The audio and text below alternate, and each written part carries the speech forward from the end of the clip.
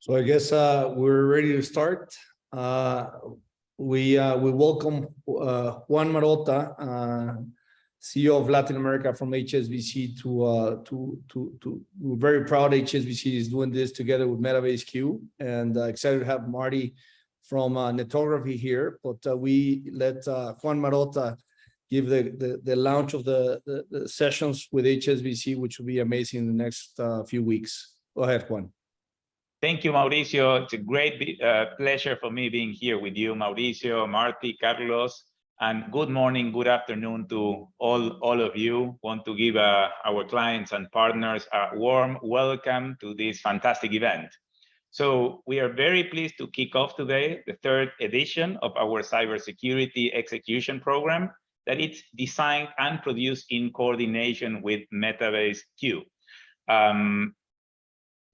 You know that in HSBC, cybersecurity continues to be at the top of the agenda, continuously providing our clients with knowledge and tools to protect their business from cyber threats, and through building a culture of awareness and prevention.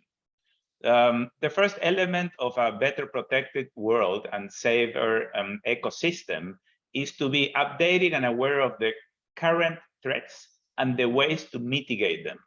So we believe that education and training is the first step of any effective defense, and therefore the relevance of the third edition of our cybersecurity execution program. Throughout the 9 sessions, I think, that the program comprises, we will be able to learn more from more than 25 global leaders, experts about the latest trends on cybersecurity, the challenges that you may face in your companies, the most updated tools to face cyber threats and cyber attacks, and understand more about the solutions available to protect your operations and build a culture of cybersecurity awareness. We will be touching critical themes such as the value of atomized networks, ransomware, collective defense, along with several key topics. So we are very thankful with all our speakers and participants who are global leaders, experts in their fields, and which undoubtedly will bring enormous value and knowledge to our attendance.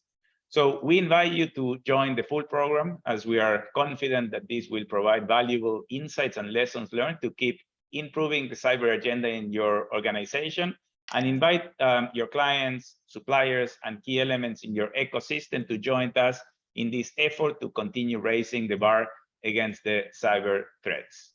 So with this, I'm happy to give back the word to Mauricio Benavides, Metabase Q CEO, and I will be joining some of these sessions later on in the next few days. So hope we all enjoy the next sessions. Juan, thank you so much for your words. We couldn't be happier to be partnered with HSBC to do these talks. You know, I think it's the third consecutive year, as you well mentioned, and it's been a big success, multiple attendance. And I think awareness is one of the biggest things that we need to have, and a consciousness to build security across all of the organizations as we are moving more into a digital world. So we're super excited, as you mentioned. The type of speakers that we have in these sessions are outstanding, global leaders in their different industries. And we couldn't have chosen a better partner than HSBC to be doing this together with. And today we're very excited to have Martin Roche. He's the CEO of Netography. Marty has an outstanding background. He's been 25 years of experience around information security. And he's one of the pioneers in the industry, or first entrepreneur to successfully commercialize an open source software, in addition of creating the global standard for describing and detecting network-based attacks, which is one of the critical things that in today's world is one of the key things that we need to be alert and keeping in mind on. In 2001, he founded SourceFire, serving as the CEO, CTO until 2013, when Cisco acquired it for $2.7 billion. And he became the business group, security business group chief architect. He's the original author of lead developer of Snort, intrusion detection and prevention system, that form the foundation for the SourceFire product suite. Marty has received substantial recognition over the course of his career for innovation and was selected as one of the top 25 disruptors of 2013 by CRN magazine. Martin is also one of the eWeek's top 100 most influential people in IT. We're super happy and excited to have Marty as part of the speaker. And before we give Marty the word, I just want to make sure that I thank Carlos from HSBC as well for helping us make this happen. And Carlos, why don't you just go ahead and give a couple of words and pass it on to Marty so we can start hearing a little bit about what he's seen in the industry and the world. Thank you, Mauricio. And thank you again, everyone. Super excited to have the kickoff session today on our third Cyber Executive Program. And kicking off with a super relevant topic. It's a reality that in most of the organizations, we have atomized networks, and there's not a consistent way to look at it. So today, which is a very relevant topic, we will learn more from the highest expert in the industry, how to protect, how to tackle it, how to be prepared against it. So with that, Martin, the floor is yours. Thank you for joining, and let's start then. All right. Thank you, Carlos, and thank you, Mauricio. Thank you for having me here today. This is exciting. So let's talk a little bit about atomized networks. So many of you may be hearing the word atomized network or the phrase atomized network for the first time today. And I think it's really, it's kind of got an interesting history. And I'll tell you a story because that's how it came about. So I'm the person who invented it, calling it the Atomized Network. And let's talk about where it came from. So, you heard about my background. I worked in security for, I've been working in security for 25 plus years. And had a very busy career with Snort and SourceFire and as the chief architect at Cisco for the security group there. And in 2019, I left Cisco. I'd been working for 34 years straight, since I was a kid. My first job weeding onion fields, believe it or not, because I lived in farm country in the US. And so after 34 years, I decided I was going to take a little break. So I did. And I went out on my boat for a while. And then, the pandemic hit in 2020. And just like everybody else, I found myself sitting at home, isolating and quarantining and thinking about what I was going to do with myself. Now, through this process of, leaving Cisco and kind of starting to do my own thing and kind of being semi-retired, I started advising startups, including Netography. So there were a bunch of early stage companies that were looking for advisors, basically. And when I got started back in 2001 with SourceFire, one of the things that I had the hardest time finding was somebody that I could get solid advice from on getting a software business going. So I was happy to give back. And in 2021, the Netography guys asked me if I'd like to come run the company. So I thought it over and decided, this will be interesting. Netography at the time was positioning itself as an NDR company, network detection and response. So I thought, well, Netography's architecture is really different than the standard NDR vendors. So this could be really fun. So I decided to join the company and I jumped in and I started talking to customers, and right away I started, something had changed and it struck me as I was talking to customers and prospects about it. So I kept hearing the same thing over and over again on the Zoom calls. Our networks are multi-cloud, hybrid cloud with on-prem infrastructure and mobile and remote workforces. And I thought, well, of course, this is post-pandemic. It's very natural for that to be the way of the world. But then as I started kind of thinking about it more and digging into it more, I realized that something had really fundamentally changed and it needed to be kind of called out. And what it was, before the pandemic, we had cloud migrations and enterprises and things like that. We could have cloud native companies, but the vast majority of large companies had pre-existing infrastructure and they were doing migrations to the cloud. So what would they do? Well, if we're going to move the data center in Rio de Janeiro to the cloud, right? Well, if we're going to do that, how does that actually happen in an enterprise? Well, there's a project manager and there are stakeholders, and we have weekly meetings to figure out how we're going to move this data center, and that there are readouts to the CIO. And eventually, when enough paperwork has been generated and enough planning has been done, the data center actually got moved to the cloud, and the on-prem data center would be end of life. Okay, and that's how it was working pre-pandemic for a lot of companies. Then the pandemic hit, everybody got sent home, and we were all given one job to do, right? Just get your job done. So everybody just got their job done. And how did they do that? Well, they started standing up cloud infrastructure wherever they wanted it, wherever they needed it, to just get their job done. And as they started doing that, there were things that they still needed access to that existed in the pre-existing enterprise. So just because I'm standing up a new cloud app, I might need access to a database that's still operating in the on-prem data center. So once that connection is made, you have a dependency between those two. And then I multiply this, times all of the development projects that are going on in my enterprise that are now being done in this very uncoordinated fashion. So all these dependencies get built up. And as you know, dependencies mean inertia, and it's very hard to unwind all these dependencies once they're in place and identify them and things like that. So I kept hearing this over and over again. I thought, oh my, something's really changed here. And I started saying on these calls, the Zoom calls, it's like your networks have atomized, isn't it? They're scattered all over the place. You have points of presence in a bunch of locations, and points of computation all over the place. And I saw heads going up and down, and I was like, oh, I'm onto something here. There's something is new under the sun.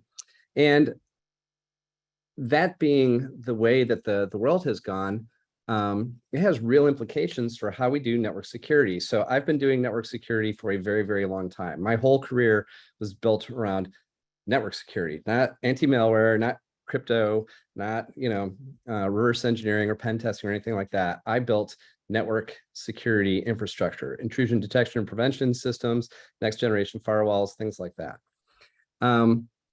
So I know, I know deeply how they work and how they don't work, and how you deploy them, and all the ins and outs of it.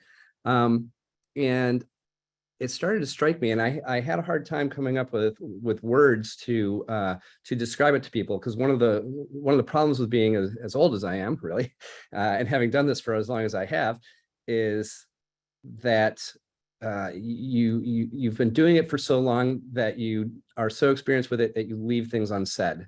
And when you leave things unsaid because they're implicitly obvious to you, like there's a whole generation of network security people who have no idea the things that are implicitly obvious to me. So I started talking about it, and I started realizing I had to kind of fill in the blanks a lot more for people to really kind of comprehend what had changed. And I think it's important to understand that talking about the atomized network is, it's talking about a new abstraction, and it's important to get the abstractions right. And to give you kind of a different part of the world idea of what I mean by that. And abstractions in computing are a very important thing. How we abstract memory and CPU, and how we actually use these computers. It's layer after layer of abstractions that have been done right. But a real world one for you to kind of consider is one that I like to point out, and it's around germ theory. So, there was a world before germ theory, and germ theory is the theory of, germs, little microorganisms that, carry disease and things like that. Well, there was a time when we didn't have germ theory, and, I'm going to go operate on my friend Joe over here. And, I have read that surgery usually goes better if I, pour some water on my hands ahead of time. So I'll get some water out of the well, clean the dirt from the day off my hands, and then get to work on poor Joe.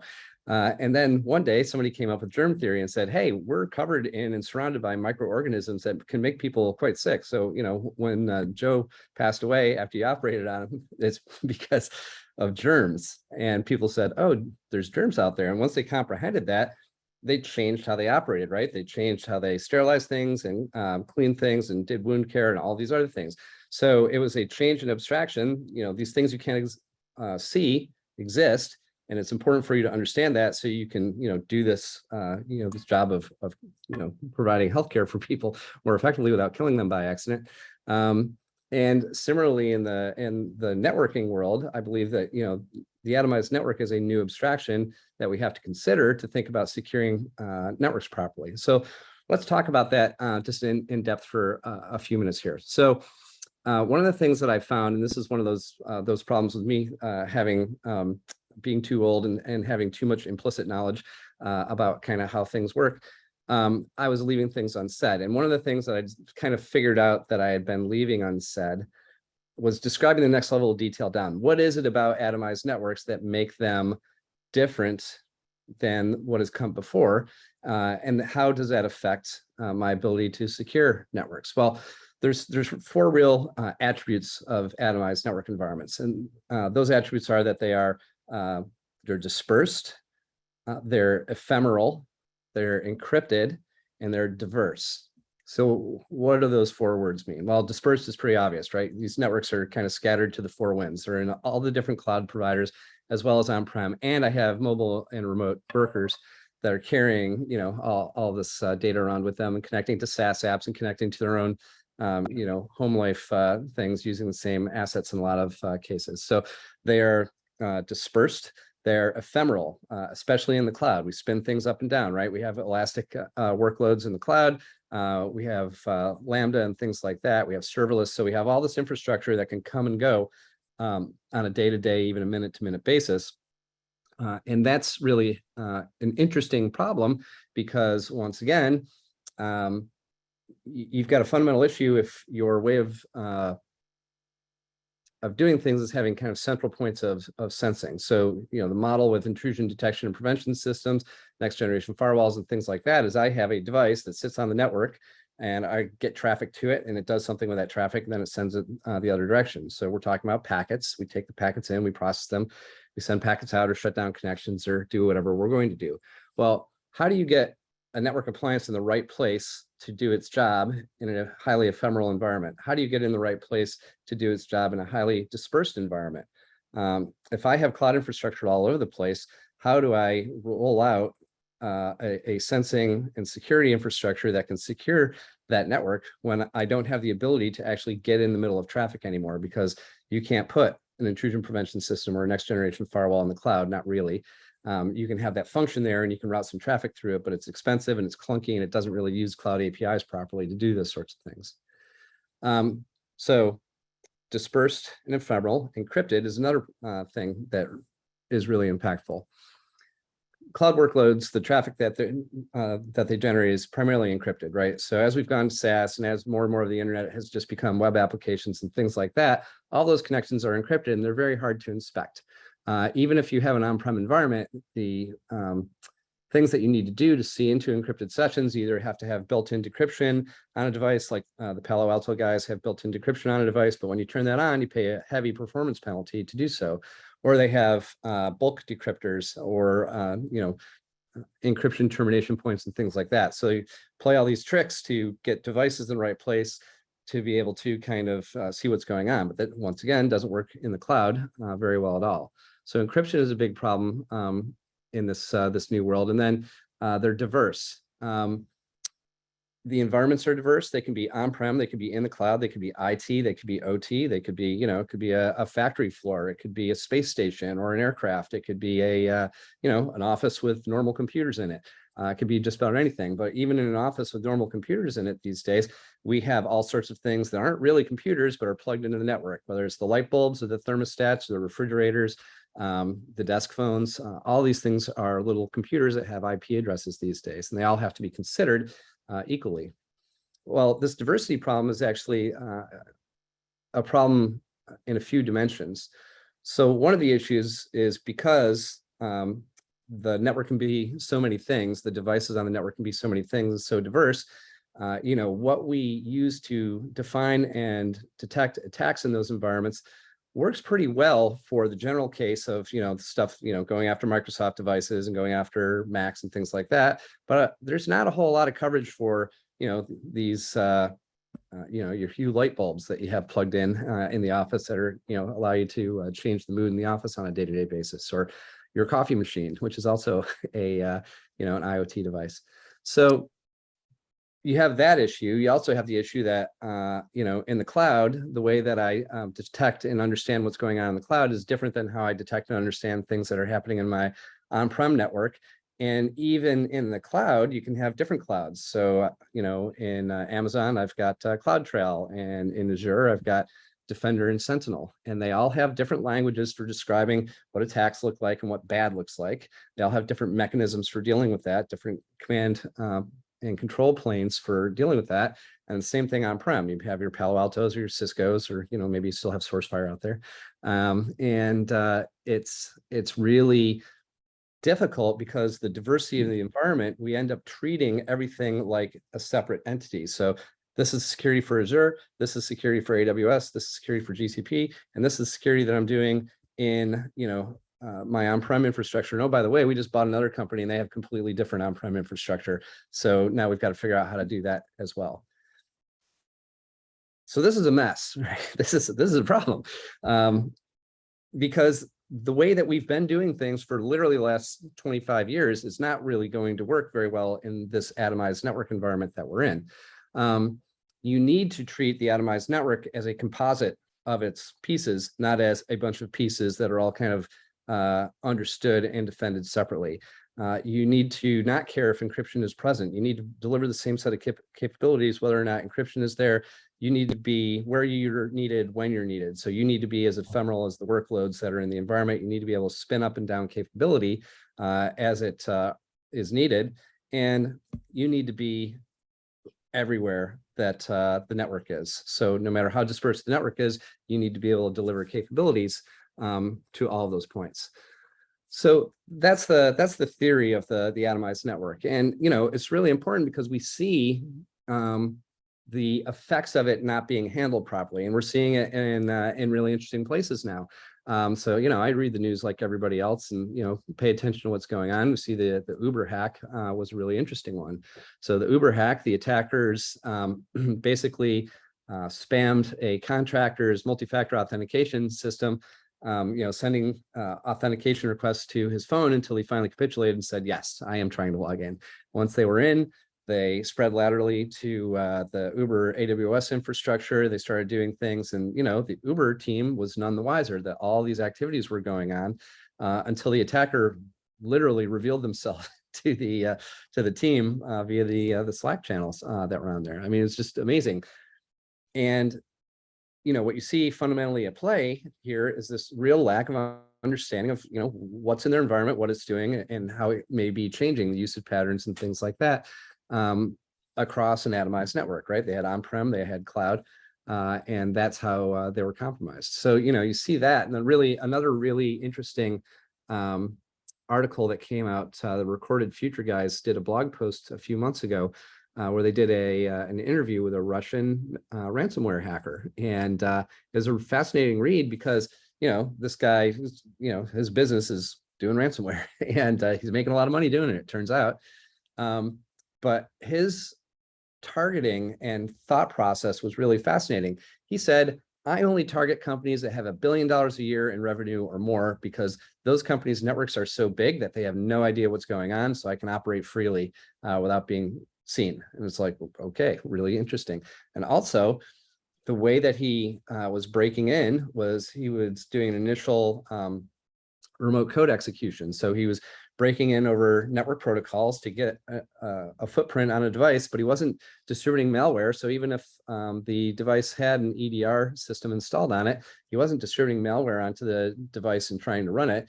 What he was doing was getting on, then getting into the Active Directory system so he could target and distribute the ransomware around the network. And oh, by the way, the ransomware was sufficiently evasive so that it wouldn't get picked up by the EDR system, because once they're on the device, they can see which EDR is in use.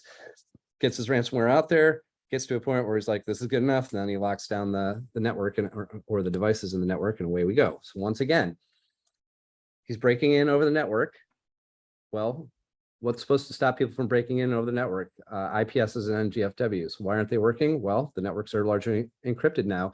Even if you are in the right place to be in the middle of that attack, your ability to see into that attack to do the fundamental job of detecting and blocking it is extremely limited these days, and becoming more limited every day as encryption use is more and more common, not just with SaaS apps, but also with the adoption of zero trust in many environments. So they break in using something that used to be covered by IPSs and NGFWs, a route essentially that's no longer being covered by anything because we changed our network architectures. gets on the device, does things that an EDR won't pick up, but then starts using and abusing Active Directory spread laterally in the environment, which is a very obvious activity, but nothing watches it. So, these are the kinds of things that we have to start accounting for. We have to understand that as an industry, we bet on EDR and zero trust to secure network environments so that network security, as it was previously done, wasn't as necessary. But what we're finding is that the attackers adapt, as they always do, and they found new routes to come in. So that's what we're seeing happening now. And and this is all in the kind of in the foreground. When we're in the background is the atomized network. These networks have atomized, they become harder and harder to comprehend, just answering simple questions like, what have I got on my network and what is it doing? Go into any modern network and ask the team there, what's on the network right now, define what our network is, what's on it, and what it's doing. And it's gonna, you're gonna get blank stares in a lot of places like, oh, well, that's actually a big question. And that's because the infrastructure to answer that question really has not been available. And it won't surprise you, that's the kind of thing that we're working on at Netography. So that's the basic idea of the atomized network and kind of how it impacts everything. And we really need to rethink our security architecture. And this is kind of an architectural problem to be able to really have credible defenses in this world that we're in. And I think we got the abstraction right. And once you have the abstraction right, you understand the dimensions of the problem. The networks are, dispersed, encrypted, ephemeral, and diverse. Once you understand the dimensions of the problem, you can start architecting the correct solutions for them instead of trying to perpetuate the way that we've been doing it for 25 years, which, there's a lot of money and effort's been sunk into the way that we've done it for 25 years. The past doesn't die easy, right? So it takes a while to recognize and make the transition, but I think it's time that people really start taking it seriously. So with that, Marty, it's just fascinating just listening at everything you're seeing, because at the end of the day, what we're seeing is, these networks or these architectures have been built in the past for so long, especially in the larger companies, that nobody was thinking about security back then, right? So when you come into a large company, you're finding like, why am I getting feeds from China, Eastern Europe, Korea, all those things? Nobody knew about it. And maybe back then it was a cheaper way to do it. And we're finding all these different things. And to your point, nobody really gets a sense or understanding what's happening within the network. So I think one of the biggest things from a C-level executive is and you mentioned it briefly, but how do you ask your team, your people? I know you're going to get blank faces and nobody's going to be able to say, but what do you think are the usual questions? And you briefly mentioned about it, a C executive should ask their IT teams, their risk teams, their things like that to keep an eye on in a high level perspective, assuming that, you're going to get these blank faces, but at least what are the minimum things that you should be looking at or asking every 2 weeks to say, did you get a sense of this? No? Yeah, for sure. Well, there's a lot of ways that you can go about it. And then the complexity comes with kind of how the mechanisms work. So the typical ways that you figure out what you've got is with, things like vulnerability management systems and or attack surface management infrastructure are now in the cloud, CSPM platforms. But, the fundamental issue that you still get into with a lot of these systems is how comprehensive they are in the environment. Are they actually capable of seeing everything? Or are they seeing it in relevant timeframes? I was doing a podcast a couple of weeks ago, and one of my things that I've kind of pointed out over the last decade or so is that there's a large gap between what people want and what's available technologically to solve problems, right? So one of my favorite things to pick on, and this is there are ways have been figured around this problem, but this is still kind of a prevalent way of doing it, is around vulnerability management. So nobody said to themselves when vulnerability management was built, hey, you know what I'd like? I'd like a system that tells me what's on my network every Saturday at 2 o'clock in the morning, and then produces a report for my, my IT security team to go chase for the rest of the week. What people probably actually wanted was a system that when a device shows up on the network for the first time, it gets interrogated, it gets profiled, and it gets risk scored and it gets assessed and assigned appropriately in the environment based on what's discovered about it at discovery time. That's probably a system that people really wanted, but nothing does that, right? And there's no system out there. Why is that? Well, this is, I talk about inertia in software systems. This is the way that we came up with doing it in the 90s. And we've been rolling that system forward for literally 25 years, close to 30 years now in some cases. So this, this kind of disruptive thinking that has to happen a lot of times doesn't, because, people have, there's good business to be made doing it the old way.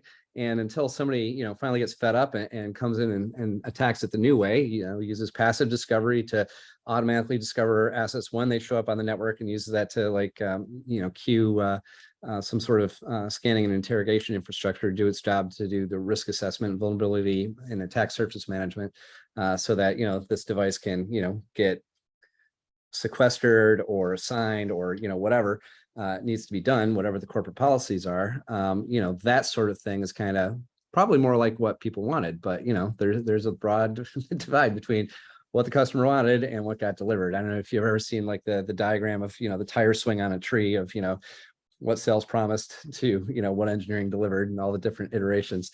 But yeah, there can be a pretty broad gap there. So if I was going to give advice for the sorts of things, there are systems that you have like Active Directory, and there are vulnerability management and attack surface management platforms. And there are context platforms like Axionis. So all these things are trying to put the picture together, but once again, getting it all in one place and having it continuously real-time up to date, very difficult. Carlos. Yes, no, Martin, you have touched on a few things that many of our clients and big corporations have expressed more concern recently, especially when they are acquiring and the M&A activity around the world continues. And many of the angles that they are covering and addressing while these integrations occur are more related to sales strategy, etc. And they sometimes leave behind a little bit of these critical angles to make sure that the network is merged and well protected. But now, fortunately, now more and more is becoming important, but still we see cases in which, unfortunately, there's a gap in covering all of those angles. And as you mentioned, attackers and hackers are targeting obviously big companies, etc., but also perhaps whenever they see integration or M&A activity, because they know it's a source of potential gaps. Can you walk us through how would be the process when you intervene in some of these activities? How much time does it take to really assess and try to put the protection around the perimeter and make sure that the network is properly assessed and covered? Because I think that's something that some clients are telling us, how can it happen? How do we do to protect ourselves during these periods? Yeah, that's a great question. So comprehending somebody else's network as you try to integrate it and make it into a part of your corporate entity is extremely tricky. So it's going to depend on the process that's in place to do it. So it's a very process-oriented thing in the first place. So you've got to have a plan so that you can like execute the plan and make sure all of your boxes are checked as you're bringing your organizations together. So there's a big alignment issue that has to be taken care of. There's a big people problem that's got to be taken care of, onboarding people into your systems and stuff like that. But merging the actual physical networks themselves, one of the things, and we don't talk about this a whole lot at Netography, but it is something that the platform does is, we operate on NetFlow data, and we watch NetFlow in real time and build a map of your network. So if you have a corporate network and you acquire somebody else who want to know what's on it, like a platform like ours, and there's a few others. Cisco has an old source fire technology called Firesight that's still available. There are a few other flow-based platforms that give you this broad visibility very quickly. That's a very good way of doing it. The scanning way of doing it is not great because, once again, people don't scan during business hours very frequently. They scan after business hours, and your network, at 2 a.m. on Saturday looks very different than it does at 9 a.m. on Tuesday. So I'm a big believer, and this is something that all the way back in the SourceFire days that I was a big believer in, of doing passive discovery. So putting technology on the network that watches all the devices doing their thing, like just watches the day-to-day business activities of the network environment and builds a map.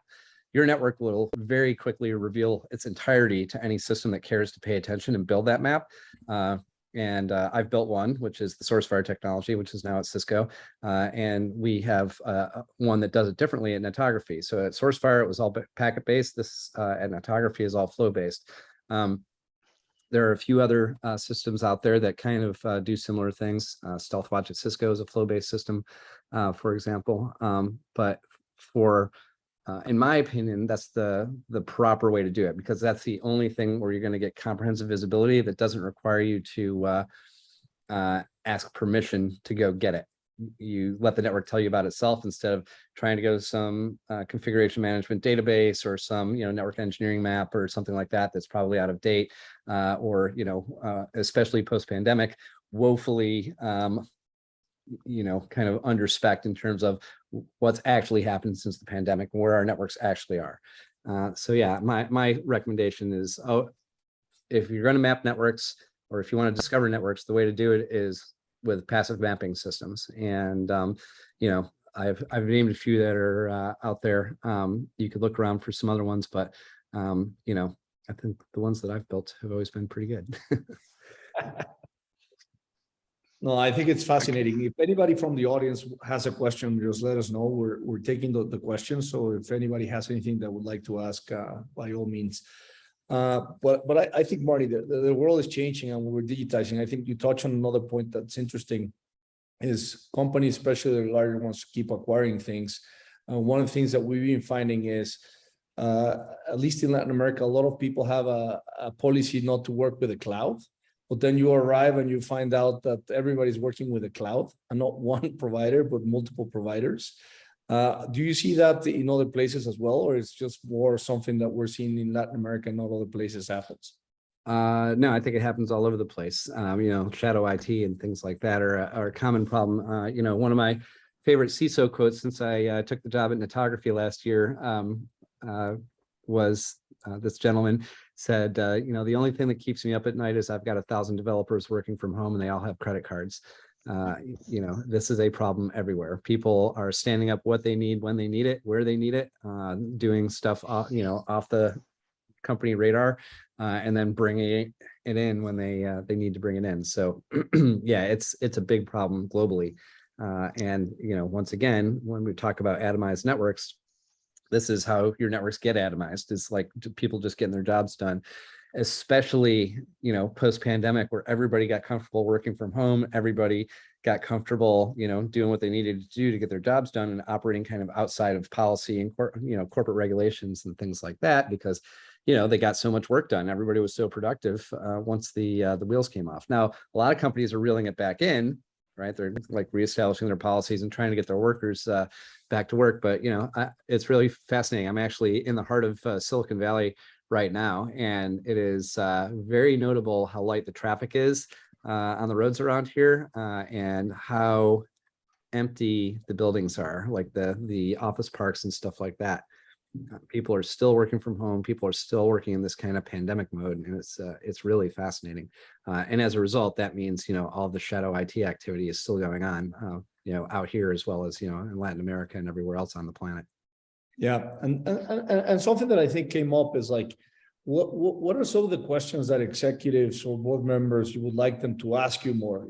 Just to see whether they're on the right track. Like, what would you like to see that people ask you more often versus less? I think it would be interesting if people would start, kind of asking these fundamental questions, because a lot of times, you'd be surprised at the answer. Fundamental questions are, what have I got? What is it doing? What's happening to it? And, there are pieces of, each one of those things. What have I got? Well, what have I got in the on-prem network, in Amazon Cloud, and Azure, and GCP, and things like that? Answer those questions. What are they doing? Like, is it a database server? Is it, the accounting system? Is it somebody doing Bitcoin mining? What's it doing? And then, what's happening to it? Is it changing? Is it behaviors changing? Why is it all of a sudden, we had a really good one lately. We had a customer who was testing the system, and had it installed in their network, and they had an atomized network, and we were doing a review with them of the data in the system, and one of our threat research guys was on the call, and he did a query in the system and said, show me dev talking to prod, right? So dev and prod shouldn't be talking to each other ever. That's basic hygiene. But then he said, show me all of your web servers that are responding to connection attempts on high ports, right? So web runs on port 443 and port 80. Like any port above 1024 is considered a high port. So show me everybody connecting into your web infrastructure on ports that aren't 443 or 80, basically. And in our system, a bunch of IP addresses pop up. Okay, that's bad. But then we geolocate everything as it comes in. So you see this Russian flag sitting there. It's like, oh, okay, well, let's take a look at that. And in real time, we move into our thing called our IP Explorer, which is a real-time visualizer for network traffic. And we can see in real time this Russian IP address reaching into their infrastructure and connecting to these web servers. What is it doing? What's happening to it? These are fundamental questions. And it's hard to get this visibility. Like, there aren't a lot of tools out there to do it. I built intrusion detection systems. It would be hard to do that with an intrusion detection system, especially with kind of this real-time situational awareness of what's happening, because they're not built to do that. They're built to harvest attack detections and things like that, and forward up to a collector, and then we contextualize it and tell you, well, we blocked this, we didn't block that, and you got a problem here. The systems that we're building now are much more like, what's happening right now? Oh, well, that's bad. Let's focus in on that. Okay, what's that guy doing? Oh, okay, and now we can see, here's how they're moving, here's what they're doing, and here's what they're doing like right now. So it's pretty different in that way. And I think a lot of places, at the board level, they don't even think to ask these fundamental questions because a lot of times, especially at the board level, they're very concerned with risk and compliance, right? So risk and compliance, we talk about risk and compliance because that is good governance to do so, but the nuts and bolts of having proper compliance and going beyond that, right? So compliance is like it's like when your builder meets code. You have a builder working on your house, and they're like, well, it meets the code requirements. It's like, well, meeting code requirements. When you say that, what I hear is, I did the bare minimum the law would allow to to get this job done, which is not something that pleases me. So saying we're fully compliant with everything, and that's what we really focus on here. Well, that's basically saying I did the bare minimum that I could to make sure I checked the boxes, and away we go. So having that kind of next level operational, what kind of operational visibility do you have? If something were to happen, how long would it take you to recognize it, understand it, contain it, and clean it up? Those kinds of questions are questions the board should be asking, because that's next level stuff. That's not, are you compliant with, ISO 17, whatever, or are you, doing PCI properly, things like that. Those are important questions, but that is the basics. The next level up is, how do you, how do you operate operationally to be able to deal with threats that show up, so that we don't find out about it when the hacker logs into our Slack server and starts sending us screenshots of people's paychecks. Yeah, no, I hear you. There's another interesting things. We've been doing a few surveys and reading surveys around the region, Marty, and cybersecurity was not well aware last year or the year before. Like only 10-15% of the boards were thinking about doing something around cybersecurity. Now those numbers are drastically starting to go up. Like it's more like they're starting to become a conversation that companies need to start doing something. But one of the bigger things, there's a couple of questions around here, is like, what would you suggest based on all of the experience would be the best place to start? At least right now is like, nobody was actually talking about it. Now people are starting to talk about it, but with all these many things, aspects, things like that, the question was like, where would you recommend someone to start? It's like, because it becomes very broad, very fast, and any inputs on that would be great. Yeah, it's funny because my answer is usually the same, whether I'm talking to, a global bank or my aunt. How do I, what do I do to do the basics? Well, fundamentally, you've got to do things like make sure automatic patching is turned on, right? Automatic software updates, things like that. Today, that's a no-brainer. 10 years ago, obviously, people would do all these patch management cycles and do all this stuff, do all this testing before they could roll patches out. Now it's, it's much more automated in many environments, but making sure that making sure software updates and patching is automatically happening is a huge deal, right? There's, I got my iPhone here. A new exploit for iPhone just came out that was being actively exploited in the wild. My phone patched itself while I was sleeping. So that's very important. You also need to cover down kind of the fundamentals. So there are fundamental things in every network, right? So DNS is a great example. You need to have good DNS security. So at Cisco, we had OpenDNS, and we bought OpenDNS because it gave us the ability to secure people's DNS, which is a fundamental feature of the internet. It's one of the fundamental things that we all use every day, and it can be horrifically abused to do all sorts of terrible things, right? So securing DNS is very important. Same thing with email, like get on top of your email, get real spam filters, have real phishing detection and prevention and things like that. Probably most places, even Microsoft is saying now, get rid of your on-prem Exchange servers and things like that. All this stuff should be happening in the cloud, whether it's Google or Microsoft or something else, that has legitimate kind of global visibility into spam and phishing trends and can provide you with really good protection. I had a really notable event that happened to me personally. Several weeks ago, I got a phishing email that was like, it was very well done, but it caught my eye because it was strange. And I never, we use, Google Workspaces at Netography. So I never get phishing emails. So it was notable to me because it's like, oh, one made it through the filter. And I sat there and I looked at it and I looked at it. It was plausible enough to like almost click on the attachment. I was like, no. And then like a couple hours later, I got an email from Google that said, hey, if you clicked on that attachment, you shouldn't have. You should tell your IT guys about it because, turns out that was, that was a phishing attempt. But email is one of the primary attack gateways into most enterprises still. So getting on top of your email game is really important. So those are, some of the fundamental things that you can do just basically.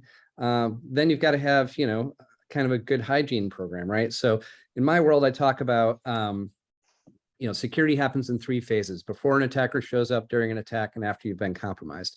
And in each phase, you have different tasks that you want to complete, and you have different tools that you use to do it.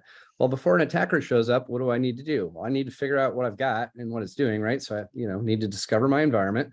I need to basically harden my assets, right? So everything's got to be configured the way that, our corporate policies kind of dictate. And we've got to have our firewall rules and things like that. So all those things have to be done. And then, you have to monitor for compliance and stuff like that. That's all fundamentals. But even if you do that, it doesn't always work, right? Obviously, I'm sitting here. I wouldn't be sitting here if that stuff works, because that's not really my game. My game's what happens when you get attacked and they're successful. Then you have, the stuff that interdicts attacks. So obviously EDR is a big thing, like CrowdStrike's pretty awesome. There are a few other good ones out there, Sentinel-1 and things like that. And then, after an attack, you still have to have, and I used to talk about this in terms of continuous capability. So across all 3 phases, before, during, and after, you have to have continuous capability. So even when you get compromised, and you will get compromised, and you need to be okay with that, you have the tool set that you need to, detect the fact that you have been compromised, scope it, contain it, and remediate it. Now, we believe that, the tools that we have built here at Netography are kind of some of the preeminent tools for being able to do that cycle of scope, contain, remediate, and also detect the compromise in the after phase on the network. Now, obviously, it's not fully comprehensive. We're not Splunk or anything like that. Like, we can't see all the logs. We're not an endpoint technology. We're just network. But like, if you want to see people doing weird stuff on your network, that's us. And it's a, it is complicated, but having the basic understanding, like, I came up with this model as before, during, and after model a long time ago, back in the early SourceFire days, 20 years ago. So I could have conversations with my own team, my salespeople, my marketing people, and my engineers, and we could all get on the same level. We could all have a level playing field to have conversations about security and understand what we did, what we didn't do, who are our friends, who are our competitors, and the things where we might expand our capabilities, as a vendor, as somebody who creates technology. But we then took it to our customers and said, hey, this is how security works. And it allowed us to have really good conversations, and also allowed us to understand, what they had and what they didn't have. So if you, who are in the audience, think about it in terms of, what are we doing about securing our networks before an attacker shows up? What are our capabilities during an attack? And what do we have after an attack to deal with a compromise? If you can ask those questions and answer them in a satisfactory fashion, that's, you're ahead of the game. You're operating at a higher level than probably 90% of organizations out there. Thank you, Marty. I think you have touched and addressed many of the concerns of the audience and questions that our clients have raised. Perhaps we have a few minutes for a couple of final reflections, merging a couple of questions that we have here around your thoughts and reflections is if we should view cybersecurity as a technical issue, a cultural issue, or a mix of both.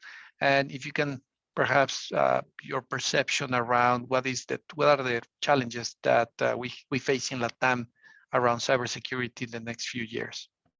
Okay. So technical or social cultural issue. It's a little bit of both. I tend to fall more on the technical camp. So there are a few schools of thinking in the security world about, where is this a technology problem or a people problem? It's both, but fundamentally the technology is where the problem is expressed. Now, people have weaknesses too. Like there was very famously back in the early 2000s, there was that case where, a reporter or a documentarian was on a bridge in London offering people chocolate if they would give up their passwords for, AOL or something like that. And like 70% of people did. So, there's always that problem of, training the users and stuff like that. But even highly trained users, even a guy like me, I had that phishing email in my inbox a few weeks ago, and I was looking at it and I was like, should I click on that? That doesn't seem like the sort of thing I should click on. Why? I didn't buy anything from these people. Why is this PDF sitting there? But, like I said, it was just plausible enough that I had to think about it. And a lot of people won't. A lot of people just go, oh, something in my inbox, it's got my name on it, click. It says invoice, I better look at it. So that's a big problem, but there are technical solutions to it. But the issue with the technical solutions is they proliferate, and how much is enough? How many do I need to have before I'm done? And that's kind of the eternal question with security. It's never done, and things continue to evolve, and you have to stay on top of it if you're going to be good at it. Regarding kind of what's going on in LATAM,